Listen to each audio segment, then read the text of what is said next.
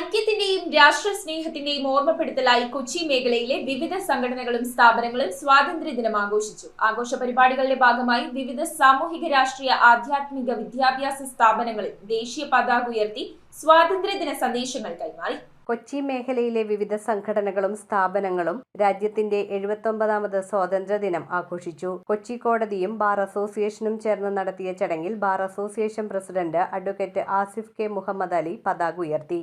ASHA Palluruthy president Ramesh Chandran, senior citizens welfare association president VJ Hyacinth, ഇടക്കൊച്ചിയിൽ കോൺഗ്രസ് 16ാം കമ്മിറ്റിയുടെ നേതൃത്വത്തിൽ നടന്ന ആഘോഷ പരിപാടികളിൽ സർവീസ് സഹകരണ ബാങ്ക് പ്രസിഡന്റ് ജോൺ റിബല്ലോ എന്നിവർ പതാക ഉയർത്തി. കേരള വ്യാപാരി വ്യവസായി ഏകോപന സമിതി പള്ളുരുത്തിയിൽ സംഘടിപ്പിച്ച ചടങ്ങിൽ president PC Sunilkumar, fort Kochi beach health club president Sabu Ali, Maulana Azad library president NKM Sharif, നഗരസഭ 10ാം ഡിവിഷൻ കൗൺസിലർ ബാസ്റ്റിൻ ബാബു, ജോർജ് ഈഡൻ ഫൗണ്ടേഷന്റെ നേതൃത്വത്തിൽ ഇടക്കൊച്ചി രാജീവ് ഗാന്ധി ജംഗ്ഷനിൽ നടന്ന ചടങ്ങിൽ പ്രസിഡന്റ് KA ജേക്കബ് എന്നിവർ പതാക ഉയർത്തി. മേഖലയിലെ കൗൺസിലർമാരും പതാക ഉയർത്തി.